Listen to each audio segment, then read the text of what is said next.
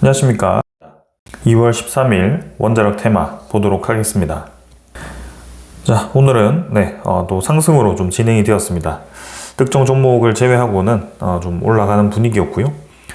두산에너빌리티와 현대건설은 크게 올라가지 못했지만 오늘 이제 기자재 종목 위주로 좀 올라가는 그런 모습이었습니다. 그래서 완성품 제작보다는 좀 그 아래에 있는 기자재 기업들이 주목을 받는 그런 시장이었습니다. 자, 일단 증시 먼저 보겠습니다. 코스피는 5,500선 유지를 했습니다. 0.3% 정도 하락을 했고요. 외국인 투자자가 1조 1천억 정도를 매도를 했습니다. 기관 투자자는 보합이었고요. 그리고 코스닥은 1.7% 정도 하락해서 외국인 투자자 2,800억, 기관 투자자가 3,500억을 매도를 했습니다. 자, 그래서 오늘도 이제 상승으로 코스피는 진행이 되었는데요. 마지막에 좀 하락하는 부분이 좀 있었습니다. 요거는 이제 오늘 마지막으로 설 연휴 전에 시장이 열렸었고요. 그래서 다음 주 수요일까지는 휴장이죠. 그래서 긴 휴장이 있기 때문에 그 전에 시장에 대한 변동성을 대비하기 위함이 아닐까. 그래서 외국인 투자자라든지 그런 기관 투자자가 차익 실현 물량을 뱉어내면서 현금화를 일부 한 게 아닌가라는 생각입니다. 코스닥도 마찬가지였고요. 그래서 그렇게 시장이 마무리되었습니다. 그러나 뭐 그동안의 연휴 전 시장과는 완전히 다른 움직임입니다. 확실히 코스피가 강하다라는 것을 볼 수가 있고요. 지금 뭐 4,200포인트를 찍었던 때가 작년 말이었습니다. 그래서 작년 말부터 해서 뭐 한 2개월도 채 되지 않는 기간 동안 코스피가 지금 30% 이상 주가가 올라와 있는 상황이라서 상당히 지금 강하고요. 그러나 뭐 특정 종목 위주로 좀 올라갔기 때문에 좀 체감을 하실 수 없을 수 있겠지만 확실히 수급 자체는 전체적으로 들어와 있다. 그래서 좀 앞으로 시장도 많이 기대가 되고요. 코스피에 대한 최근 예측치가 점점 높아지고 있습니다. 이제는 뭐 6천 이상은 그냥 기본으로 제시가 되고 있어서 확실히 좋은 시장 기대됩니다. 외국인 투자자는 어제 들어왔던 거 일부 매도를 하면서 진행되었고요. 금융투자는 오늘 뭐 큰 움직임 없었고 기관 투자자 나머지도 크게 변화 없이 마무리되었습니다. 코스닥도 뭐 좀 조정을 받고 있습니다. 그래서 바짝 이제 한 7%씩 이렇게 쭉쭉 올라가다가 좀 저항을 받고 있고요. 그래서 뭐 1,100포인트까지 유지를 해주고 있습니다. 뭐 급하게 올라간 만큼 좀 시간을 두고 있지만 워낙 이제 빠르게 올라갔죠. 지수가 거의 20% 가까이를 뭐 며칠 만에 올라갔기 때문에 이런 움직임을 봤을 때는 코스닥도 갑자기 이제 힘을 받아서 출발하기 시작하면 얼마나 빠르게 오를지 좀 짐작이 안 되는 그런 상황입니다. 그래서 이전에 우리가 보았던 이제 2000년 전, 그죠? 닷컴 버블 시기에 코스닥의 차트가 이번에도 똑같이 재현이 되지 않을까라는 그런 기대감도 좀 있습니다. 그래서 뭐 까딱하면 지수가 2배씩 가는 그런 상황이 벌어질 수 있고요. 그렇게 된다라고 했을 때는 코스닥의 상위 종목들이 올라갈 확률도 있고 그 외에 그동안 관심받지 못하던 종목들도 올라갈 수도 있습니다. 결국에는 코스닥에 지수 투자를 해도 되고요. 여러모로 지금 투자에 대한 상황이 개선되고 있습니다. 그래서 앞으로도 계속 이 시장을 주목해 볼 필요가 있겠습니다. 자, 그 다음 이제 해외 시장이고요. 니케이는 지금 1.2% 하락해서 마무리되었고 상해 종합도 1.3% 하락했고요. 그 다음에 다우 나스닥도 1.3%, 2% 가까이 하락하면서 꽤 많이 떨어졌습니다. 전반적으로 증시 분위기가 좋지 않았습니다. 확실히 지금 우리나라 증시가 강한 것을 볼 수가 있습니다. 특히 나스닥이 지금 서서히 최근에 조정을 좀 받기 시작합니다. 아직 뭐 바닥 라인을 더 깨고 내려가진 않았지만 최근에 이 상승분이 약하다라는 것이 좀 느껴지고 있고요. 이렇게 항상 이평선들이 좀 꼬여지면서 더 이상 올라가지 못하는 그 시기에 나스닥이 좀 조정을 받기 시작했다는 점을 말씀을 드렸습니다. 그래서 이번에도 또 한 번의 조정기가 시작될 수 있다는 생각이 좀 들고요. 향후 이 물가지표라든지 고용지표 이런 지표에 따라서 시장이 좀 급변하게 흔들릴 수도 있을 것 같습니다. 그래서 어떻게 될지는 계속 지켜보도록 하고요. 그러나 이렇게 나스닥이 떨어진다고 해서 한국 증시가 떨어진다 이렇게 커플링이 되었던 게 통상적인 상황이었는데 지금은 완전히 다른 상황이 벌어졌죠. 나스닥 차트와 한국의 코스피 차트가 완전 딴판입니다. 그래서 수급이, 전 세계적인 수급이 지금 코스피에 집중되고 있다는 것이 보여지는 그런 대목입니다. 환율은 네, 6.4원 정도 올랐고요. 1,448원입니다.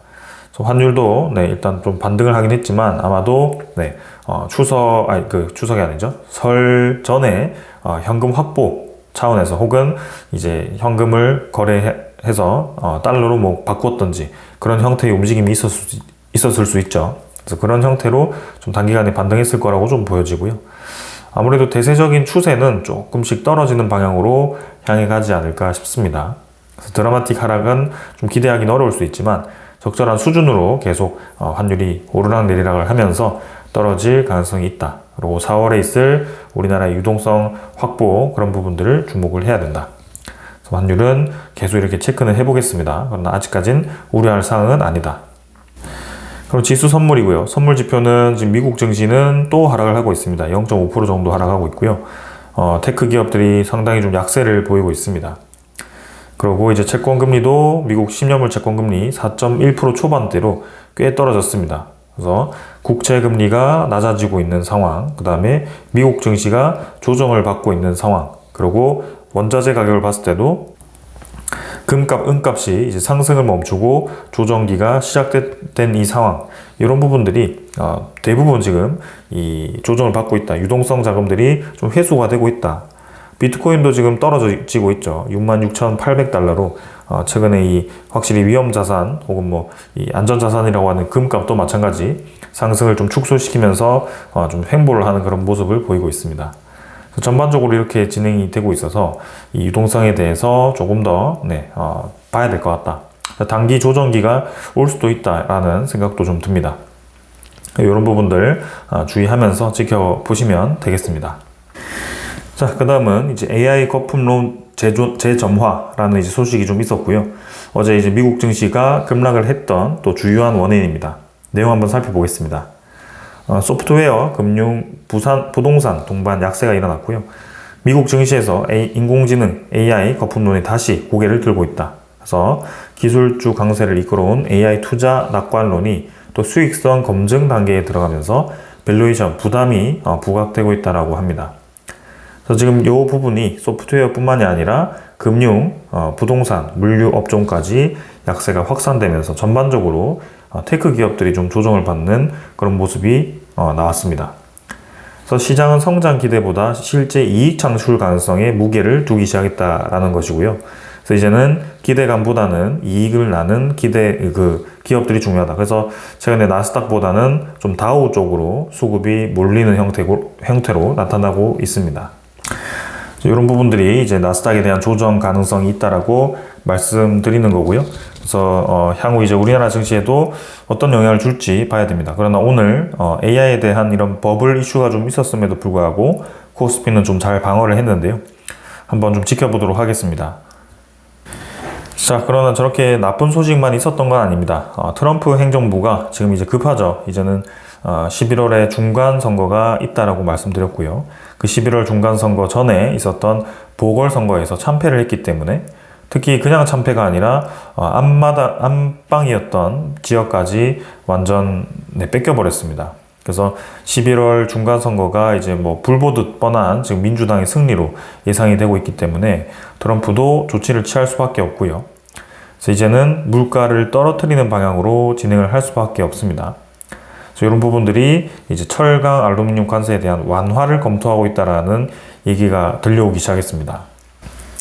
그래서 도널드 트럼프 대통령이 11월 미국 중간 선거를 앞두고 고물가로 인해 민심이 급속히 이반하는 움직임을 보이자 자신의 핵심 정책이었던 관세 부과에서 한 발 물러나는 듯하다. 그래서 고물가의 주범으로 지목되고 있는 관세고, 그 다음에 중간 선거를 앞두고 지지율이 크게 흔들리니 이것을 이제 좀 줄이겠다라고 얘기를 하는 겁니다. 사실 50%를 때려버림으로써 우리나라 철강 기업들과 알루미늄 이런 이제 기업들이 상당히 큰 타격을 받고요. 이익률이 이제 좀 많이 깎이면서 좀 어려운 상황이었습니다. 그래서 우리나라도 K스틸법을 통과시키면서 좀 기업들을 지원하는 형태로 진행이 되었는데 이 부분이 좀 이제 다행히도 재고가 된다라고 하면 우리나라도 마찬가지고 뭐 일본도 그렇고요. 여러 가지로 이제 좀 서로 좋게 진행이 될 수 있을 것 같습니다. 트럼프 행정부의 이 관세 이슈는 사실은 미국의 투자를 유도하기 위한 도구이기도 했고, 그리고 단기간에 미국의 이 현금을 끌어들이기 위한 도구로 활용되긴 했습니다. 그래서 일부 이득도 얻었고 투자에 대한 약속도 많이 받았습니다. 하지만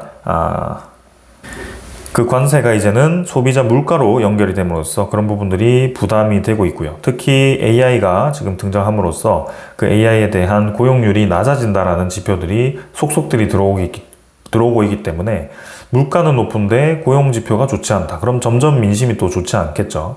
그래서 소비자 입장에서는 혹은 고용이 필요한 사람 입장에서는 AI가 뭐 어떻고 저쩌고 이렇게 그런 기능이 필요가 없습니다. 본인이 취직하는 게 더 우선일 텐데요. 그래서 그런 민심을 달래기 위해서라도 지금 이제 고용 지표를 AI를 없애서 끌어올릴 수는 없겠지만 지금 AI를 활용해서 고용 지표를 또 끌어올려야 될 것 같고요. 그리고 이제는 물가 지표를 낮춰서 체감을 할 수 있게 해야지 이제 11월 중간 선거를 이제는 방어를 할 수 있겠죠. 이제는 이기기보다는 방어하는 쪽으로 갈 확률이 높아 보입니다. 그래서 그런 식으로 진행이 되고 있다. 그리고 이번에 이제 곧 물가 지표가 발표됩니다. CPI 지표. 그래서 그 물가 지표가 또 어떻게 발표되느냐에 따라 달라질 것 같고요. 이게 또 높게 나와도 문제고 너무 낮게 나와도 좀 그렇죠. 왜냐하면 지금은 중간 정도가 나오는 게 좋습니다. 예상치대로 흘러가고 있다 정도가 좋고요. 너무 낮아도 이제 둔화에 대한 우려감이 있고 너무 높아도 인플레이션에 대한 우려감이 있기 때문에 그 적절한 수준을 파고 들어가서 유지해 주는 게 저는 좋을 것 같습니다. 그런 형태에서 이제는 AI에 대한 구심력이 무너지지 않고 AI가 꼭 일자리를 빼앗는 게 아니라 다시 일자리를 만들어 줄 수도 있고 더 효율적으로 운용이 될 수 있다는 것을 또 증명을 한다면 저런 이제 우려감들이 없어지면서 또 테크 기업들이 힘을 받는 그 시기가 올 것 같습니다. 자, 뭐 지금 이제 저렇게 버블 얘기가 나오지만 결국에는 하이닉스, 삼성전자 이런 기업들이 반도체에 대한 수요가 너무 폭발적으로 늘어나고 있고 마이크론도 마찬가지 지금 이제 폭발적으로 실적이 늘어나고 있다고 합니다. 수요가 늘어나고 있다라고. 그래서 그런 것만 보더라도 시장에 얼마나 많은 지금 AI에 대한 수요가 있는지를 우리가 알 수가 있고 그것들을 이제 지금 버블이라는 그 한 단어로 모든 것을 지금 부정할 필요는 없어 보입니다. 그래서 저렇게도 생각할 수 있구나 라고 생각하시고 일단 전체적인 흐름은 계속 변동성이 있다라고 생각하면서 잡아가면 될 것 같습니다. 자, 결론은 올해도 내내 지금 이제 물가와의 싸움이 진행이 된다. 물가라는 것은 인플레와의 싸움이 진행이 된다라고 보시면 되고요. 그 반대에는 이제 고용 둔화, 그런 이제 고용에 대한 하락과 그 다음에 경기에 대한 침체가 나타날 수 있고 그 사이에 AI라는 것이 지금 위치를 하고 있다라고 보시면 됩니다. 그래서 이 세 개가 계속 왔다 갔다 하겠죠. 그래서 이런 식으로 보시면 될 것 같고요. 우리가 주목하고 있는 것은 이 AI에 대한 투자가 계속 유치가 되면서 경기 침체도 오면 안 되고 인플레도 오면 안 되는 그런 상황이 이어져야지 가장 좋은 시나리오로 갈 수가 있습니다. 그래서 그런 부분으로 생각을 하시면 되겠습니다. 자, 이 정도로 이제 시장에 대한 분위기 살펴봤습니다. 그 다음에 이제 종목으로 넘어가도록 하겠습니다. 두산에너빌리티 보겠습니다. 오늘 1,600원 올라서 1.7% 정도 올랐고요. 97,100원 마무리되었습니다. 오늘도 이제 상승으로 진행이 되었고요. 근데 뭐 아쉽게 10만원을 돌파하지 못했고 고점 라인 부근에서 또 윗꼬리를 달면서 떨어졌습니다. 그러나 이번에는 꼬리를 단 쪽이 조금 더 이제 고점을 갱신하는 쪽이었고요. 힘을 주긴 했지만 좀 약했습니다. 그러나 확실히 지금 이 부근에서 꽤 오랫동안 횡보를 하고 있고요. 증시 자체가 코스피가 사실은 어제 미국 증시가 떨어지면서 좀 하락을 생각했거든요. 근데 그러지 않고 오히려 이렇게 반등을 해주는 모습도 나오면서 좀 더 확실히 강하구나 라는 생각이 좀 들었습니다. 그래서 두산에너빌리티도 좀 강한 모습이었고요. 이제는 설 연휴 이후에 좀 새로운 그런 기대감이 또 피어오르면서 완벽하게 또 뚫고 나가는 그런 그림을 기대를 해 보겠습니다.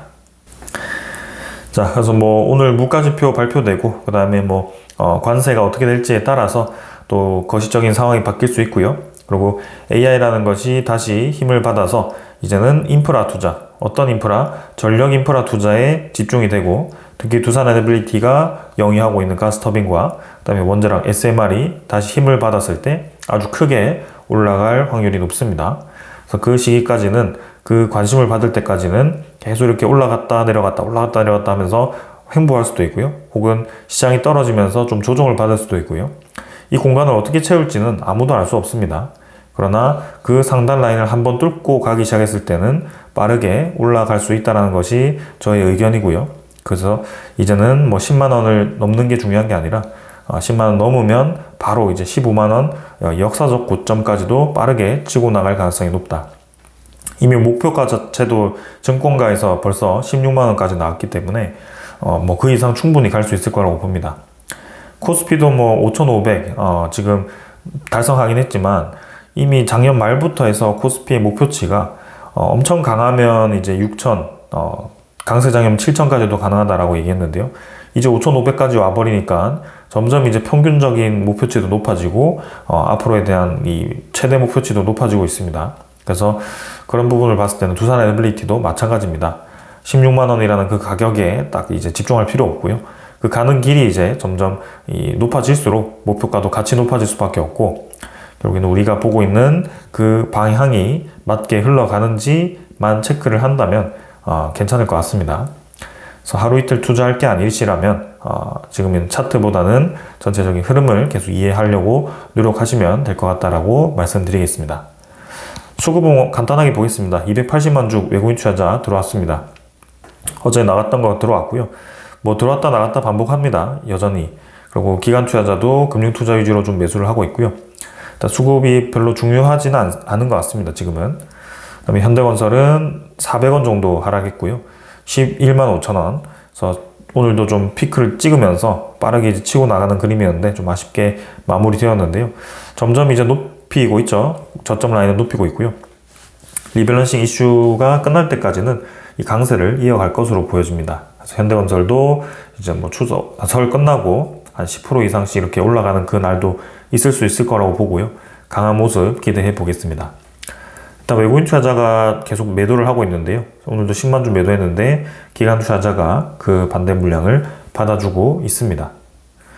한전기술은 0.7% 정도 올랐고요. 14만 8천 원. 그래서 한전기술도 일단 막 계속 고점 라인 부근에 유지를 하고 있습니다. 뭐 크게 더 볼 거 없습니다. 그래서 이 상단 라인을 뚫고 자리를 잡고 있기 때문에 뭐 다시 한번 힘을 받을 때 바짝 올라갈 거고요. 한전기술은 워낙 빠르게 올라가죠. 그래서 여기서 뭐 힘을 바짝 받으면 바로 그냥 20만 원 가는 겁니다. 그래서 수급도 외국인 투자자, 기관 투자자 조금씩 매수를 해줬습니다. SNT에너지가 이제 힘을 내줍니다. 그래서 2,450원 올라서 5.4%까지 올랐고요. 47,900원. 그래서 실적에 대한 우려감도 덜었고요. 그리고 신규 수주에 대한 기대감도 받고 있습니다. 그래서 21선, 61선, 그 다음에 121선까지 모두 턴어라운드를 하고 있고, 적절하게 이제 반등하면서 이 피크점까지도 돌파를 앞두고 있습니다. 전형적으로 이제 올라가는 차트로 그림을 그리고 있는데요. 여기서 한 번 더 치고 나가면서 이 음운구름을 뚫고 나간다면 좋은 그림 만들어질 것 같습니다. 그래서 뭐 이렇게 가서 이렇게 쭉쭉 가면서 좀 더 시간을 끌 수도 있습니다. 이런 곳에서. 그러나 SNT에너지는 목적지가 정해져 있는 것 같습니다. 이 상단 라인을 돌파할 수밖에 없다고 보고요. 이 LNG라는 사업이 최근에 너무나도 수요가 많습니다. AI가 이제는 현실적으로 가스가 필요하다라고 선택을 하고 있기 때문에 이 LNG에 대한 수요가 높아질수록 SNT에너지라는 이 기업이 잘 나갈 겁니다. 그래서 BHI와 함께 주목할 수밖에 없는 기업이다. 외국인 투자자도 4만 주 정도 매도했고요. 기관 투자자 4만 4천 주 매수를 했습니다. BHI는 뭐 당연히 강하고요. 76,200원. 그래서 3.1%까지 올라서 BHI도 상단 라인에서 계속 놀고 있습니다. 자, 빠르게 고점 라인 뚫으면서 8만원 치고 나갔으면 하지만 좀 시간을 끌고 있습니다. 거래량가 좀 적고요. 근데 뭐 저는 시간이 지나면 올라갈 수 있을 거라고 봅니다. 그래서 여기서 박스권을 뚫고 나간 만큼 빠르게 치고 나갈 거라고 생각되고요. BHI도 바로 이제 10만원 이상 치고 나갈 가능성이 높습니다. 외국인 투자자도 99,000주 매수했고요. 기관 투자자 22,000주 매수를 했습니다. BHI도 LNG 관련 테마가 강하기 때문에 최근에 두산 에너빌리티의 이 가스터빈 수주를 보면 BHI 일감도 같이 늘어날 수밖에 없습니다. SNT에너지도 마찬가지고요. 이 세 개가 지금 가스터빈으로 상당히 강하게 엮여 있어서 주목을 해볼 필요가 있겠습니다. 성원밴드도 LNG 관련해서는 그 관 연결하는 그 피팅 생산 기업입니다. 그래서 4.5%까지 올랐고요. 34,450원. 그래서 성황밴드도 최근에 계속 좋습니다. 바닥 라인을 계속 이제 지지하면서 시간 끌다가 계단씩 하나씩 이렇게 만들고 올라갑니다. 이번에도 세 번째 계단을 만들었고요. 35,000원까지 찍고 좀 눌러졌지만 확실히 강하게 진행되고 있습니다. 그래서 이제는 이 라인을 뚫고 나가야 됩니다. 38,000원 정도를 뚫고 나가는지를 확인해야 되고요. 또 올라갔다 조정받을 수도 있죠. 그러나 오래 이렇게 시간을 끄는 만큼 지루하긴 하지만 그 구간에서 이렇게 외국인 투자자라든지 기관 투자자가 많이 매수를 해주고 있습니다. 오늘도 외국인 투자자는 5만 주 매수를 했습니다. 그래서 외국인 투자자가 지금 2월 4일부터는 계속 매수를 하고 있고요. 투신 투자자도 30만 주 가까이를 바짝 오늘 매수를 하면서 이제 기관 투자자, 외국인 투자자 양매수 강하게 합니다. 괜히 이렇게 오랜 기간 동안 매수를 할 거라고 저는 생각이 안 들고요. 외국인 투자자 지금 30% 이상 이미 매집했습니다. 이렇게 상단 라인에서 많은 매수를 한다는 것 자체가 성황밴드의 앞으로에 대한 방향이 훨씬 높다라고 저는 생각이 들고요. 이 성황밴드도 주가가 갑자기 2배씩 갈 수도 있습니다. 그래서 저는 기대되는 종목 중에 하나입니다. 태용도 지금 7.6%까지 올라왔고요. 32,400원. 그래서 태용도 시간을 계속 끌고 있긴 하지만 그래도 이 공간을 이제 더 채울 수도 있고 이 구간을 계속 횡보할 수도 있는데 근데 확실히 이제 계단식으로 큰 계단식으로 올라가고는 있다. 그래서 계속 올라가면 눌리고 하지만 지금 전체적인 저런 이 에너지에 대한 이제 기자재 분위기가 형성이 되면 이 태용도 갑작스럽게 올라갈 확률도 있습니다. 그래서 한번 출발하면 이렇게 올라가는 기업이기 때문에 주목해 볼 만하고요. 앞서 말씀드린 그 관련 기업들과 다 비슷하게 움직일 겁니다. 그래서 지금 태용도 힘을 비축하고 있다라고 보시면 될 것 같고요. 외국인 투자자가 오늘은 22만 주를 매수하면서 평소에는 이제 매수가 거의 없었고 외국인 투자자에 대한 매도가 상당히 강했는데 오늘은 꽤 많은 매수를 해줬습니다. 그리고 기관 투자자도 33,000주 정도 매수를 하면서 매수가 들어왔고요.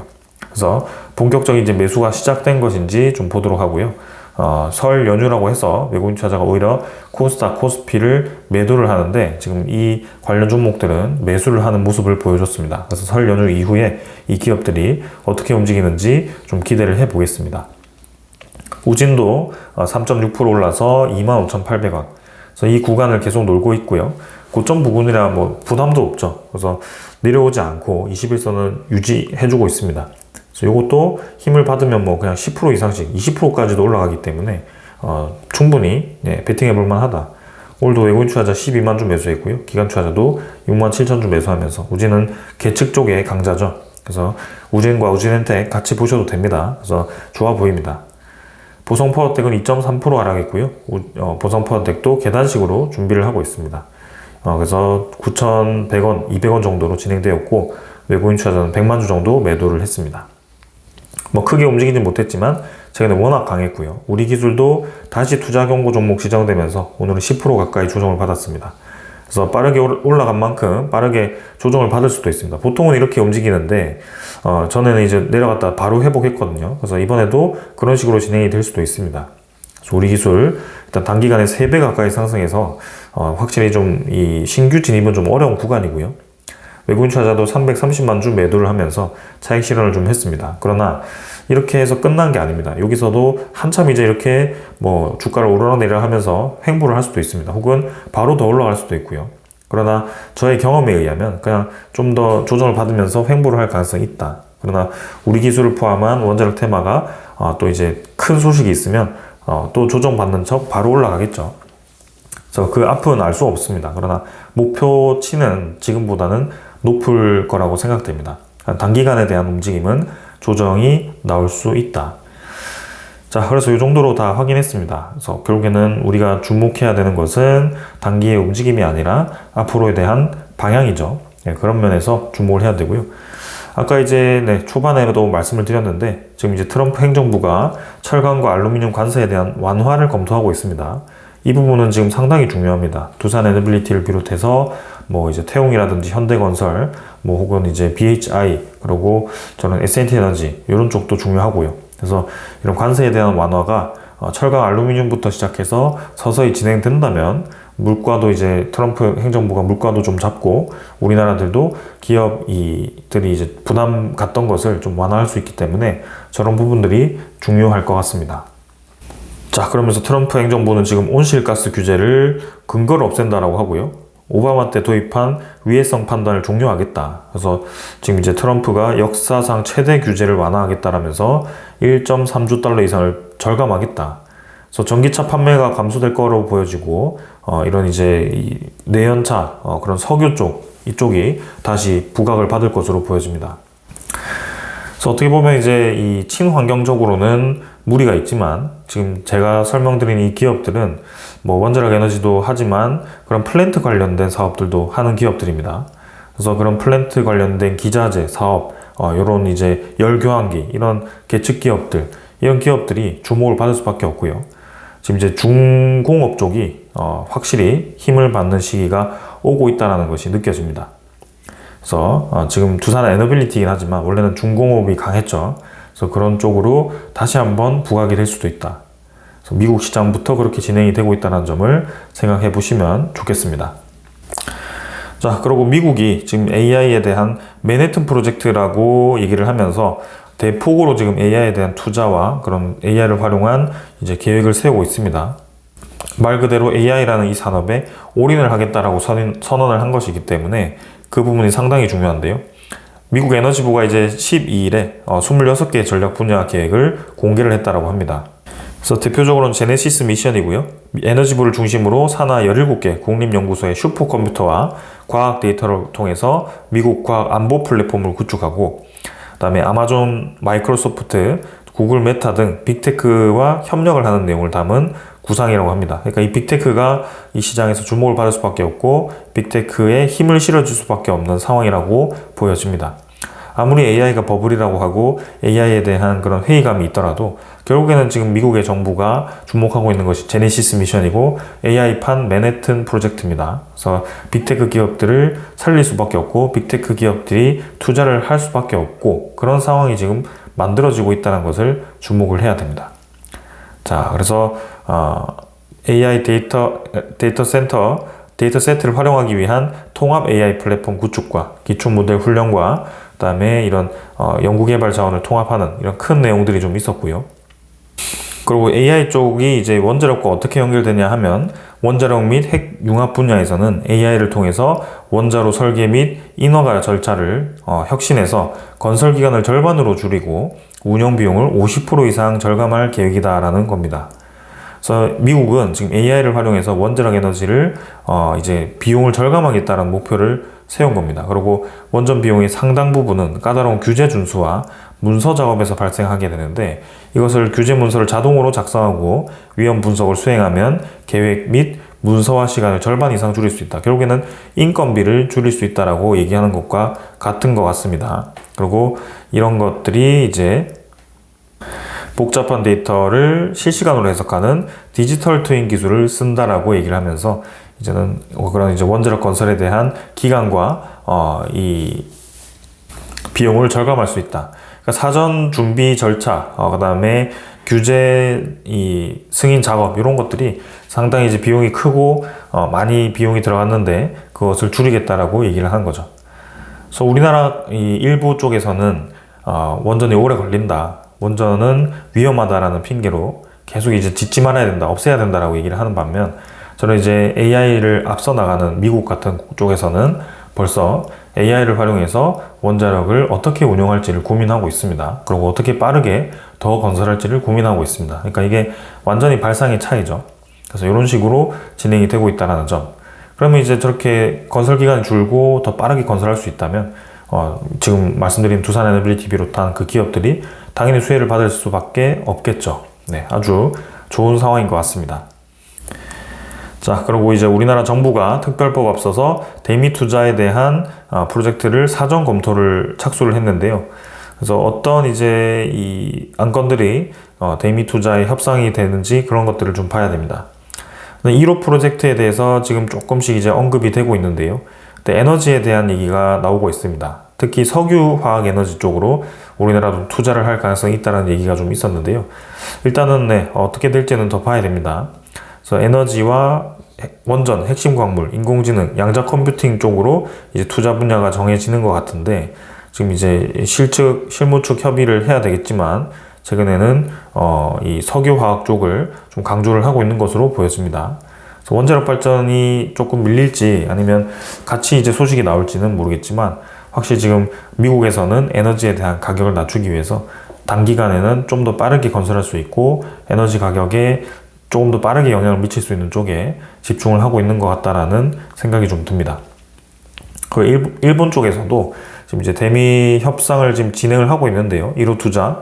근데 안건이 확실하게 지금 정해지지 않는 것 같습니다. 그래서 서로 수익성에 대한 얘기가 오가고 있는데 확실하게 정해지지 않은 것 같고요. 그 부분도 중요할 것 같습니다. 왜냐하면 우리나라의 표본이 될 수 있기 때문에 일본이 어디 쪽에 이제 1호 투자를 하는지도 좀 집중해서 같이 제가 다뤄보도록 하겠습니다. 자, 그 다음은 폴란드 원전의 2차 원전 사업이 지금 이제 캐나다까지 참여를 했다라고 합니다. 그래서 4파전이 된다라고 하는데 한국, 미국, 프랑스, 캐나다입니다. 근데 2차 원전 산업은 아마도 정부 차원의 프로젝트인 것 같고요. 우리나라가 전에 이제 이 협정을 했던 퐁투누프 원전은 사실 민간 원자력 쪽이었죠. 그래서 그 부분은 우리나라와 단독으로 했지만 이 정부 차원의 2차 프로젝트는 또 이렇게 4파전으로 한다라고 합니다. 그러나 사실 한국 같은 경우는 아마 폴란드 쪽에 웨스팅하우스 합의를 통해서 단독으로 진행하기 어렵기 때문에 이렇게 세트로 보시면 될 것 같고요. 미국 쪽 컨소시엄과 프랑스, 캐나다가 될지 아니면 캐나다가 미국, 한국과 같이 붙어서 될지는 모르겠습니다. 그러나 상당히 이제 공격적인 이 제안을 한 것으로 보여지고요. 그래서 천연 우라늄을 사용하는 원자로를 이제 캐나다 쪽에서 제시를 했다라고 합니다. 그래서 첫 번째 프로젝트부터 지금 폴란드 현지 산업체의 참여 비중을 70%까지 높인다라고 하고, 그 다음에 현지화 비율을 40에서 50%에서 지금 70%까지 높이는 거죠. 그리고 요것을 5에서 6년 내에 완공할 수 있다는 그런 일정까지 제시를 했다고 합니다. 그러니까 이 캐나다 쪽이 이런 건설 능력이 있을지, 그리고 이렇게 현지화를 시킬 수 있을지도 좀 의문이긴 한데요. 캐나다가 또 한국과 협력을 할지도 모르겠습니다. 그러나 어떻게 흘러갈지는 좀 지켜보도록 하고요. 폴란드 원전 2차는 일단은 아직 진행 중이기 때문에 완전 초기 단계이기 때문에 좀 집중하진 않겠습니다. 자, 그리고 SMR도 준비를 하고 있습니다. 폴란드는 이쪽이 이제 SMR 개발에 대한 협력을 이제 체결을 했고요.